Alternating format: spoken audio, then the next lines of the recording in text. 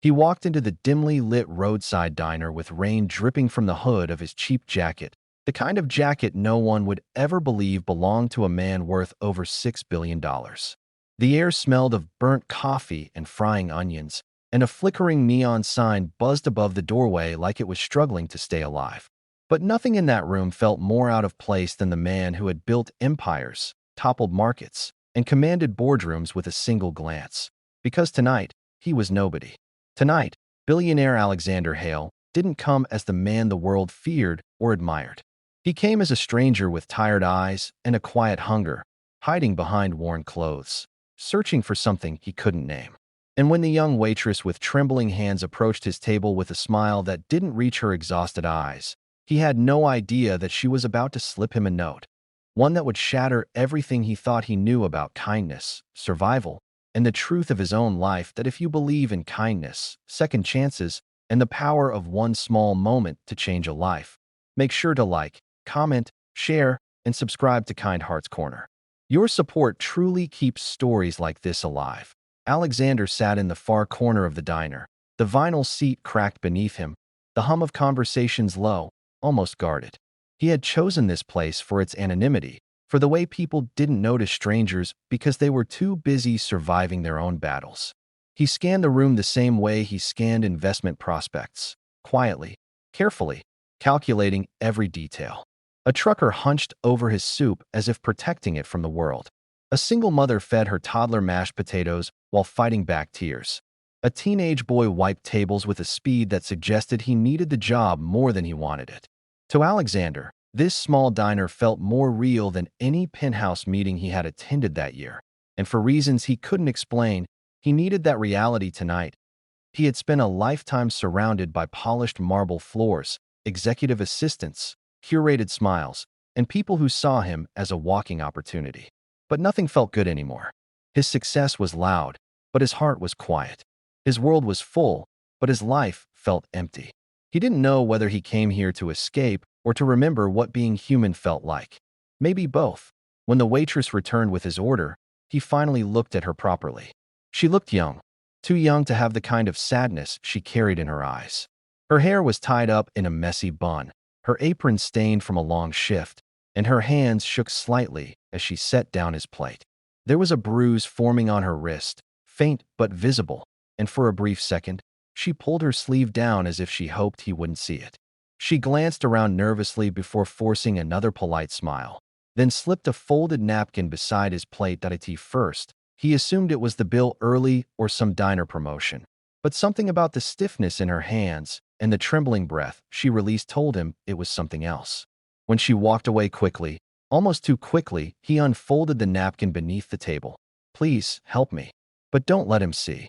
He stared at the words, each letter shaky, uneven, like someone writing while afraid of being caught. His pulse sharpened, the room's sounds faded, and suddenly, the world became much smaller. Just him, the note, and the pounding in his chest. He looked up slowly, scanning the diner again, this time not as a visitor, but as a man searching for danger. Near the counter sat a man with cold eyes, broad shoulders, and a clenched jaw, staring toward the kitchen like he was waiting for someone. Her. Alexander folded the note again and laid it under the edge of his plate, acting as though nothing had changed. But everything had. He had come here searching for humanity, and instead, humanity had come searching for him. He watched her move around the diner with silent fear tucked beneath her ribs, each step careful, each glance over her shoulder a quiet cry for safety. The bruise on her wrist wasn't the only one. He saw the stiffness in her posture, the way she winced when carrying a tray, the way the man at the counter never stopped watching her. Alexander felt something rise inside him, something he hadn't felt in years. Protectiveness without agenda, compassion without expectation. Without revealing anything unusual, he paid for his meal and left a tip that didn't raise suspicion. Then he stepped outside, leaning casually against the soaked brick wall, waiting for her shift to end. The rain softened, the neon sign buzzed, and he watched the man inside continue his cold vigil over the girl who looked more like a prisoner than an employee. When she finally stepped out, clutching a small backpack against her chest, her eyes widened with panic at seeing him there. But before she could react, he spoke softly, keeping his voice gentle and steady. He told her she didn't need to be afraid of him. He told her he saw the note. And he told her he wasn't leaving without making sure she was safe. Her voice trembled as she explained everything. The man in the diner was her ex-boyfriend, controlling, violent, someone she had tried to escape from after he nearly cost her life. He found her again last week. She thought she could keep her head down, work, survive quietly. But he followed her, waited outside her workplace, threatened her after every shift. Her family had abandoned her after she left him. She had no money, no place to go, and no one to trust. In desperation, she slipped that note to a stranger, never expecting the stranger would be one of the most powerful men in the country.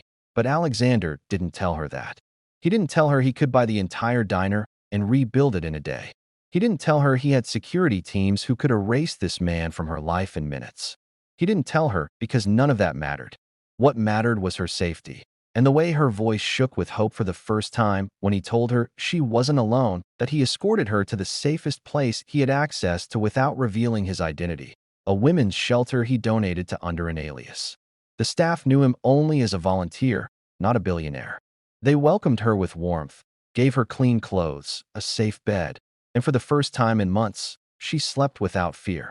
The next morning, Alexander stood outside the shelter's doors, watching through the window as she laughed softly with another woman over a cup of tea.